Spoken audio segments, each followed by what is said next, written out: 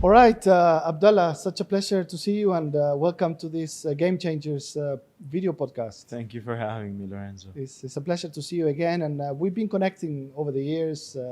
I could say we developed some sort of a friendship, We and I think we've been sort of following on one another on what we've been up to. And I might say congratulations on a lot of the work that you've done. Thank you so much. When this came up, I went on and did a little digging and a little research about you, and I came to learn that it's actually quite fairly recent that you came to the UAE and you got started. And I was like, wow, he accomplished all this in a period of 3-4 years, maybe even 3 years. And reading the fact that you actually came first thinking, I'm going to come to the UAE, I'm going to chill. Yeah. Because you came from selling one of your companies and you said, I'm going to come and take it easy. And you ended up setting up 3 or 4 of the biggest startups. And so what happened? What's the story behind all of this? So I think the story you heard is accurate. When I moved to the UAE, I had just gotten out of selling our renewable energy business, where we were just mainly doing different projects and facilitating different projects in Africa. And I came to Dubai to relax. I thought I was retired, and eventually it's just like opportunity, right? So at the time, technology was moving at such a fast pace, and I saw a few opportunities or a few needs here and there that we can put our backs behind, and one thing leads to another, and it just snowballed into what it is today. So your first venture was getting into Rizik. You founded and started Rizik. Rizik was before Rizik, I invested in a few. So I used to do angel investing, right? So after I sold my business, I used to do random tickets here and there, just following up with friends, nothing so sophisticated. But through angel investing, I got to meet a lot of exciting teams, exciting founders, and exciting ideas that, got me to start thinking, why don't we have this in the region, or why don't we have that in the region? And this is where Rizik came about. The initial plan for Rizik was completely different from what people got to see. But I think, this is how it came about. Great. And after Rizik, you went on to establish BARC, one of the first sort of technology-driven and sustainability-driven.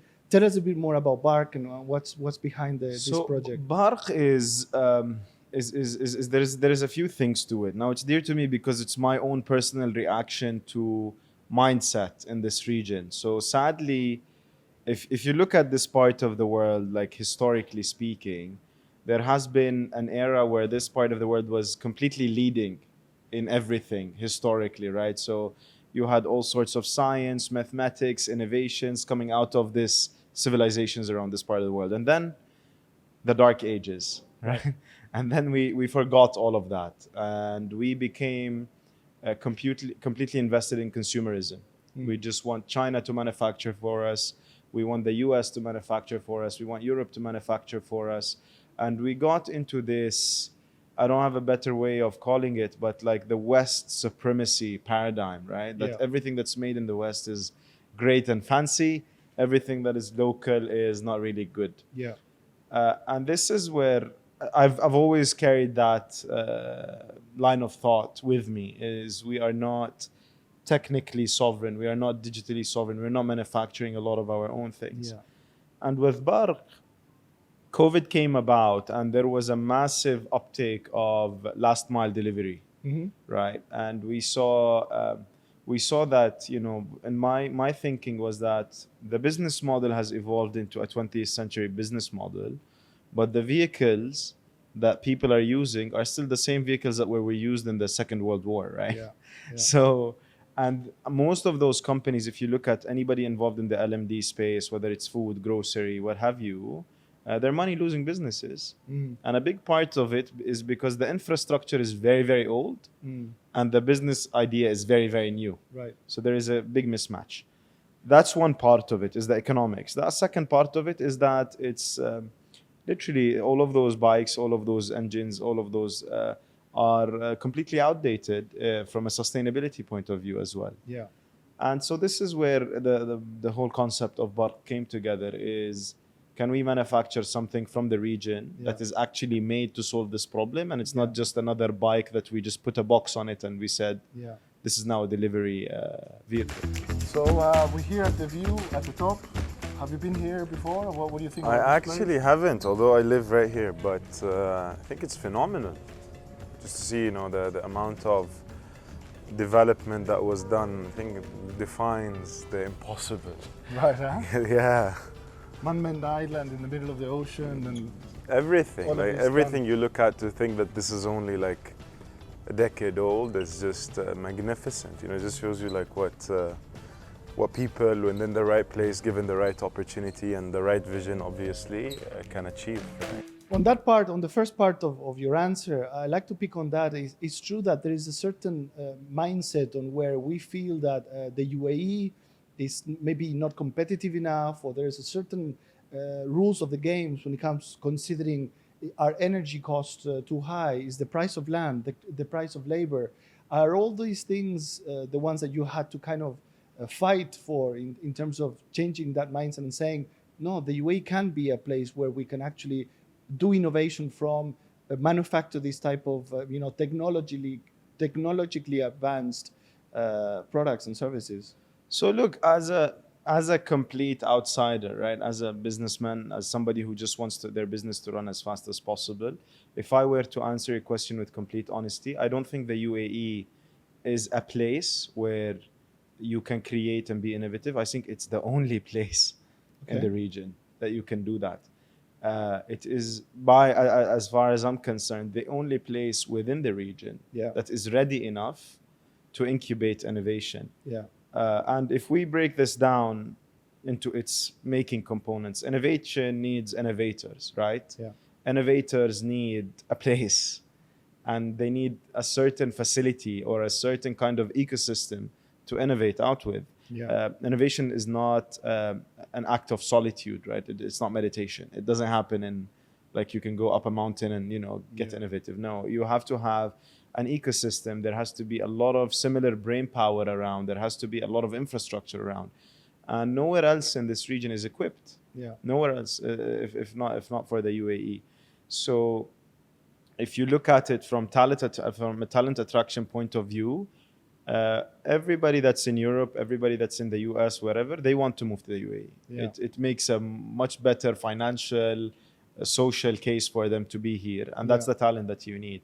From a capital access point of view, you have, I wouldn't say as much as China or the US in venture capital floating around here, but you do have a very decent amount of capital that's floating around the market with some very few but very strong institutional investors backing.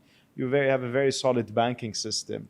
Now, you mentioned cost, and a lot of people preview the UAE as expensive, right? So we can simulate this. So let's say I want to go to country X where labor is cheaper and resources are much cheaper and what have you. And I want to compare that to setting up in Dubai, where I would preview that the labor is more expensive and so on. Now, time becomes the difference. Because wherever you go where the labor is cheaper, that means there is no infrastructure. And there is not enough competitive other companies within the ecosystem that are attracting this labor. That's why it's cheap, right? There's not a lot of demand.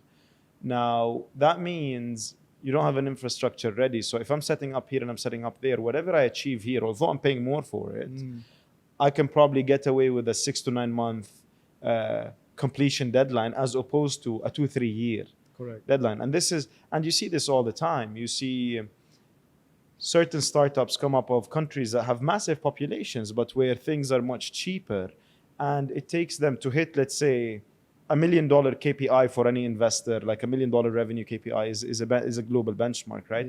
So it would take them a few years to hit to $1 million, right? While in places like the US, UK, Singapore, China, here, $1 million is a matter of few weeks, right? So that puts things a lot in perspective, for me at least, on, is it expensive or is it just priced right? I'm aware that you lived in Asia quite a bit as well, Singapore, China. We get compared to Singapore quite a bit. what do you feel are those comparisons, and whether are we in the right direction, or what are we learning from other sort of past? So I think Singapore did strike the same example a bit earlier than Dubai, because Singapore also developed in no time. Singapore historically was a swamp, right? It was like nothing. And the right leadership, the right vision, and the right execution took Singapore to where it got to today. But I actually believe that the UAE is developing in a faster, better way than Singapore had, because Singapore failed maybe at some points to be very attractive to foreigners, or to make people call it home, right? So people would use it as a hot destination where they would, stay for a while, develop a career, and then move on. Or they don't feel very inclusive. While in the UAE, you find the amount of people, at least just buying houses, buying places, staying here, planning for the next 20 years in the UAE, and their kids and whatever, it's just a different scenario where I think the UAE wins the social impact angle over Singapore. But again, both countries have done marvelously well. The first thing that comes to mind is, I'm sure you have compared the fact of saying, do I manufacture these bikes here in the UAE? India is across the pond. Logistically, it's not such a complex. How do you feel about that? Do you compete with products that manufacturally are done in places such as India? So if we're speaking about our product in specific, which is our electric vehicles, right?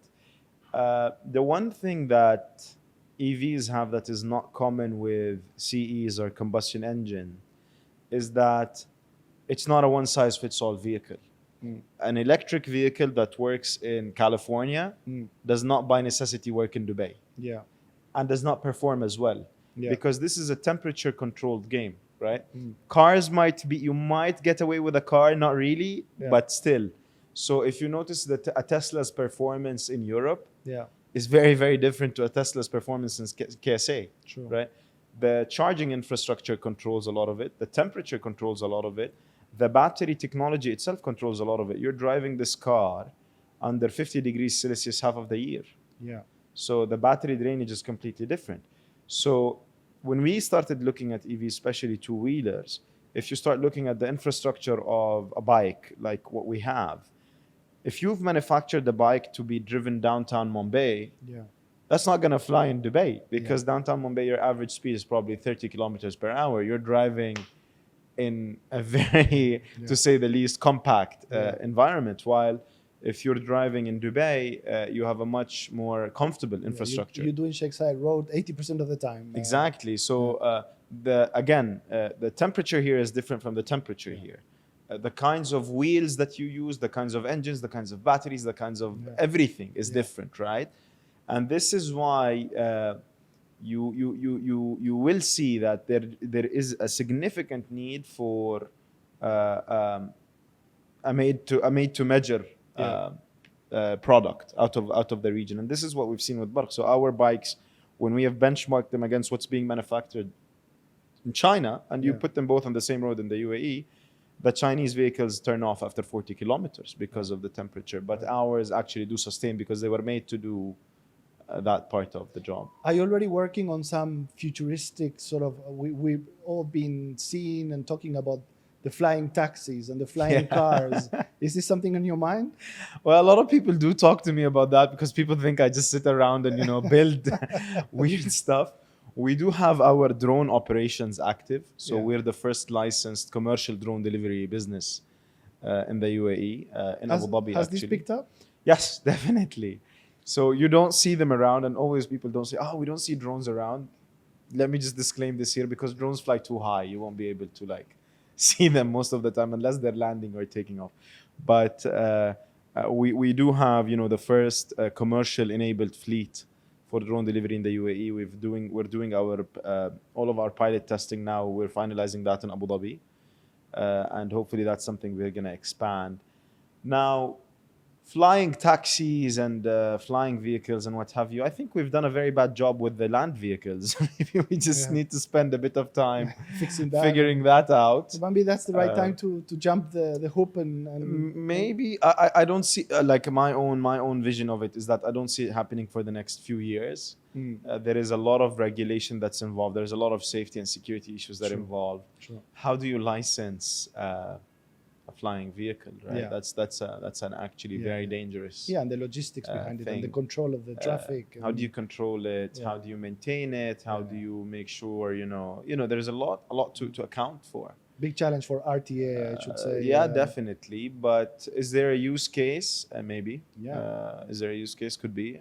But again, maybe if I were to start looking at other things into the logistics space, especially transport, I would be looking at mass transport solutions, things like the hyperloops, correct? Things like supersonic air travel again, baby.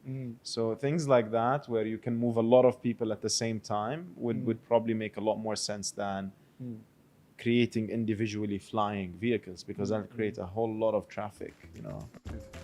What do you think about the whole UAE in general and this vision and Dubai in particular on what has been done in this, let's say, 15, 20 years? I think the UAE has like set an example to the world on like how to develop a nation in no time, right?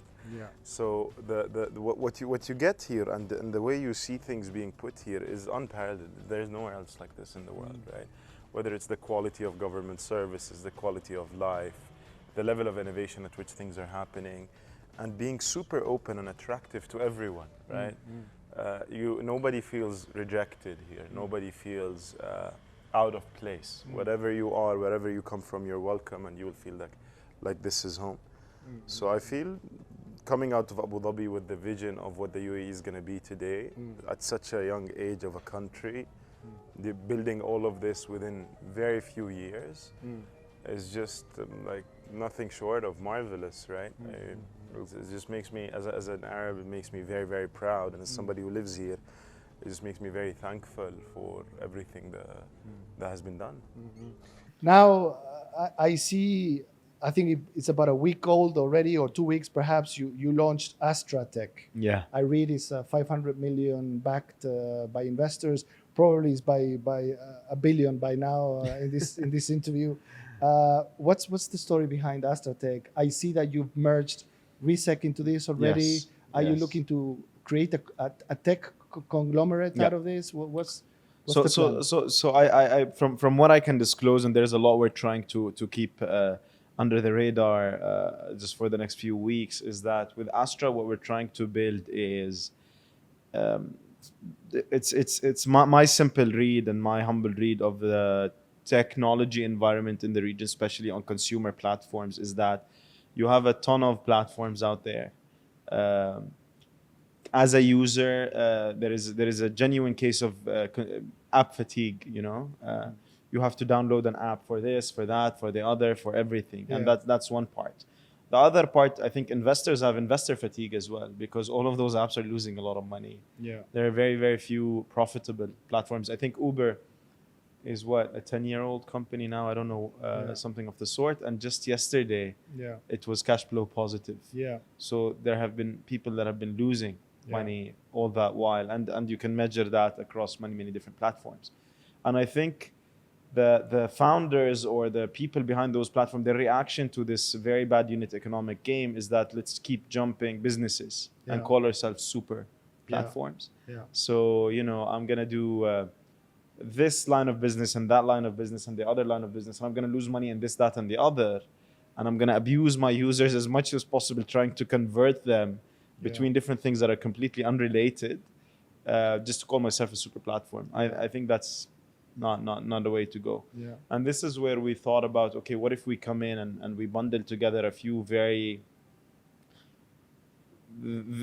platforms that have a very high value proposition for the users and have a very high value proposition for the investors as well at the same time, and we come up with one omnipotent, if you will, platform. Excellent. Touching on that, I remember I follow this cartoon artist, and he wrote this thing. There's a meeting between business people, and he wrote, "We just lost $900 million. Your job is to make this look like the best thing that ever happened to us." Right? That's a little bit what's happening in the space of startups Yeah. and cash flow and right. Yeah, so a lot of that, right? You see, it's been a crazy while, but I think there is a correction that's now happening. There has been a lot of different crazy metrics that nobody understands. Yeah. Like there was some science behind the madness up until there wasn't anything. It was just madness. Yeah. And people were celebrating things like, oh, we just hit 1 million users, but we've lost $100 acquiring each one of those users. Right.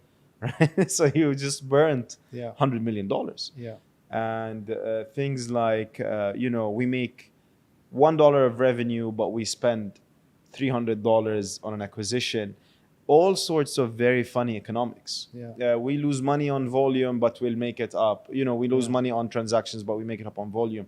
All sorts of very weird growth at all costs. Yeah. All sorts of different, very weird ways of doing business. Yeah. Where nobody wins at the end of the day, right? The investors are losing a lot of money. Some people manage to flip shares here and there and make some money here and there, but a lot of people eventually lose their jobs. A lot of people lose their whatever. But then again, that's just the natural way of the market to evolve. It happens in every asset class. Yeah. This used to be the case in the mortgage space a while ago. This used to be the case in oil and gas, until the market corrects and everybody learns what there is to learn. Yeah. So now I think this is a correction. A lot of people have learned a lot of lessons. A lot of investors have, changed philosophies and changed strategies. And I think probably moving on forward for the next few years, whoever can actually, it will be a lot more sophisticated to raise capital, to, put businesses together and so on. And you'd have to have very strong, viable value propositions behind whatever you're trying to do. Right. Yeah. Back into your journey, if there is one thing that you could do different, or you could have done different, what would that be? I would have probably been more calm about things. I'm usually like a very intuitively very aggressive with execution. Mm-hmm. Maybe I would have just told myself, and I usually really push very hard on certain things to happen. So maybe that's one thing, is I would usually be more calm and be more observant of opportunity. Mm-hmm. I would start earlier maybe than I have done. I mean, how old are you? Earlier? You're making me look like a dinosaur right now. So I'd probably start earlier, and maybe I'd spend more time with my father, I guess. Those are maybe the things that I would do different. So let's go a little bit into a little bit your journey again, and I want to get some tips from you. I mean, there's a lot of entrepreneurs and startups. Part of the work that we do at Creative Zone is support people that are starting up and get with their new companies. What are some tips that we could give? I mean, what have you learned through this journey of 3-4 years? I mean, you've been doing business for way longer, but mainly in the UAE. How can you combine what you learned out of the UAE, what you learned as an entrepreneur? What tips can we put out there? Well, I never think of myself as somebody who's capable of giving advice, because I'm still figuring out a lot of things on my own. But I think one thing that served well is always start early. Always start early. Start as early as you can think about starting, right? So if you can start while you're a 10-year-old, go ahead. Mm-hmm. If you can start while you're 9 years old, even better. Mm-hmm. Because I think there's a paradigm that's been built to life, is that you need to go to school, and then you need to go to university, Mm-hmm. then you need to get a job, and then, work corporate for 10 years, and then maybe you can start your own thing. Yeah. That doesn't work. Yeah. Right? That really doesn't work anymore. Whatever you're being taught in school has zero value in real life, except for reading and writing maybe, and a little bit of math. Yeah. But everything else, I think everybody in this room never used most of what they've learned in school and university. The financial burden is shifting heavily, right? So you have people who graduate university with hundreds of thousands of dollars in loans, right? So how are those people meant to pay back? Yeah. when you go out into the world and you're forced into a system of 18 years of education and then 4 or 5 years more of college, and then you go out and then you have to start at a very low paying job. You have to start at a very, and it's very difficult, right? Yeah. So don't do that to yourself. Start early. If you're about to pursue entrepreneurship, or if you're about to pursue the money world, start as early as possible. I remember reading a quote from you. It says, "I was completely sheltered by my father and my family, and I had no idea what money making was or why it's even mattered." I mean, this relates to that. And I think your case, I think you jumped some of these hoops along the way and you didn't do the traditional sort of journey. Perhaps you were a little bit unaware of those and you just jumped into something without really truly... So look, I think my case was very similar to a lot of people growing up in this region. I come from a very strong family business background. And if you would have asked me, I remember in high school, when people would say, I want to become this and I want to apply to this university, my answers were very straightforward. Is I don't want to go to university and I don't want to work. I'm just gonna, I never wanted to have a job. I never wanted to do business because I grew up in such an environment where, money was not relevant and all of that. But then at a very early age, my father passed away and all of that safety net, all of that was pulled. Yeah. Right. And you're put in a situation where you have to do something, right? You have to rise up to the occasion. And this is where that led. But that was a blessing as well, because it happened to me very early on. Yeah. And at a very early age, I had to face the numbers, the facts that there is, a lot more to life than just chilling. Yeah. And that's what I keep moving into other people as well, is try and start as fast as possible, because the faster you make mistakes, the faster you'll be able to adapt and learn from them, and the faster you'll be able to get to what you want to do and what you don't want to do. Yeah. Your LinkedIn banner says, "What do you do when you're not afraid?" Yeah. Is fear a big thing in your life, or is this something that has really... Well, fear is not a big thing in my life, because I wouldn't have put something like that. But what do you do when you're not afraid is, I think, a constant theme with all of the people I look up to, all of the entrepreneurs that I saw around that were really massively successful. They were not worried. That's one very important thing that I noticed is really a common denominator. Yeah. Is all of them, they have this alpha state of mind, right? That nothing can touch me. Yeah. I can't be hurt. I can't lose. Is like literally, I've heard people in the worst of situations, in places where their companies are going bankrupt, they don't have money to pay payroll, and they sit there with the mentality of, I can't lose. Yeah. They're not afraid, right? So when you're not afraid, you innovate. You break a lot of boundaries. This is a quote that sits on the door of Mark Zuckerberg's office. What do you do when you're not afraid, right? Because he was not afraid. Yeah. And he put what he is. Usually people are surrounded by fear before they go into anything different, right? You're either fear of losing my job, fear of I'm not going to get paid a salary, fear of what are people going to say about me. Fear of I'm going to be embarrassed, fear of I'm going to fail, fear of this, fear of that, fear of that. What's my wife going to do? What's my this going to, right? So there's a lot of fear that surrounds people that they set up as a boundary. So what you do when you're not afraid is what actually defines what you become. What's next for Abdullah Abu Sheikh in the coming 1 year? What are you concentrating on? Is it on fundraising? Is it on building more partnerships? Is it on executing on a lot of the technology that you have put forward? Yeah, so I think I'm mainly focused on Astra right now for the next while, and I think it's mainly an executional challenge, which is how can we actually put this on the ground as fast as possible, touch as many users as possible with something that's actually valuable, and change the paradigm about money losing technology. Right. Well, now we have a section called Rapid Fire. Sure. I'm going to throw a few things there. I'm going to say a few words, and I want you to tell me the first thing that comes to your mind. It could be a short one word, a small sentence, a description, whatever comes to your mind. Okay. All right? There we go. So, Dubai. Home. Jordan. Home. Okay. Elon Musk. Brilliant. Technology. Challenge. Someone you admire. My father. Good. Favorite book. Okay, I get asked this question a lot. I can't have like favorite books are very difficult, but I'm reading How to Fly a Horse now. Interesting. And I really like it. Yeah. Good. Yeah. Good. Best holiday destination. That's also difficult. I think I don't know. That's a lot. Italy. Italy. Okay. You're not into. Do you take time off? Are Not you the really, kind of guy but that was my last you, one. You so. struggle to come up with the Yeah. holidays. Then I'm thinking. Yeah. So. Could have asked me a best office location. Yeah, I would probably. that would have been That much could have been. easier. Yeah. Abdullah Abu Sheikh. I don't know.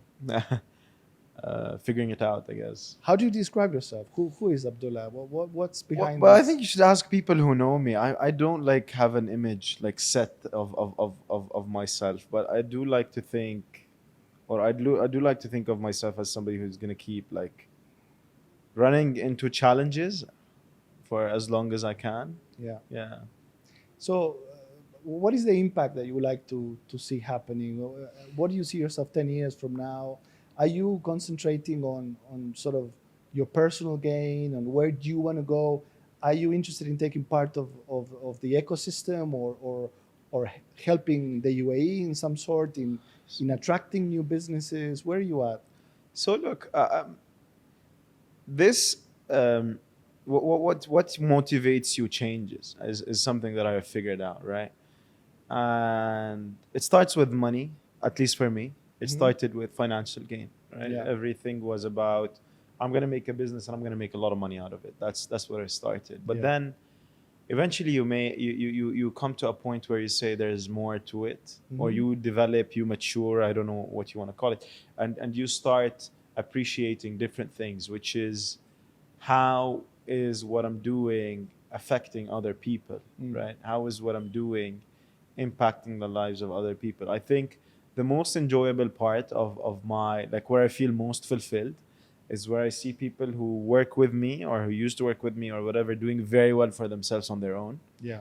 That gives me like a great pleasure of saying, you know, we're planting seeds and all of those people are, you know, growing into different things that they can do. So that's what fulfills me. But I guess for everybody that's you know might go through the same path that I go, my own personal experiences, my motivations kept changing, right? First it was financial, and then it was my family, and then it was the bigger work ecosystem, and then it's evolving to become the well-being of other people and the nation that's behind this. So yeah. Excellent. Great. So I'm getting to the end of our session for today. What would be your final comments for people watching this interview, startups, entrepreneurs watching your journey? Well, I hope people find it useful, at least. And maybe, you know, one comment I like to make is that people usually get misguided by people behind the camera. You know, it's people look better on video and on, you know, podcasts or shows or what have you. People look like they have it all figured out, and, you know, they have it all organized. But that's not the case. You know, we step back from the interview, we go back into the office, and it's a complete mess. And it's another day of fighting runway and raising money and talking to investors and all of that. So just probably like keep in touch with the reality of your business as much as possible, and do not be misguided by whatever words of wisdom people preach from a distance. Yeah, and don't feel that there is that gap and that you could actually be that person as well. And because sometimes we feel those individuals are unreachable, untouchable. They're like 100%. And maybe to just mention that it's I've seen it, and I've seen it multiple times as well. The speed at which if you want to call it success, but the speed at which things could change is unbelievable. Today you might be watching someone and thinking, oh my God, this person is everything that I want to be. Yeah. You know, within a few weeks they might turn out into your competitor, and you might be on even placement. True.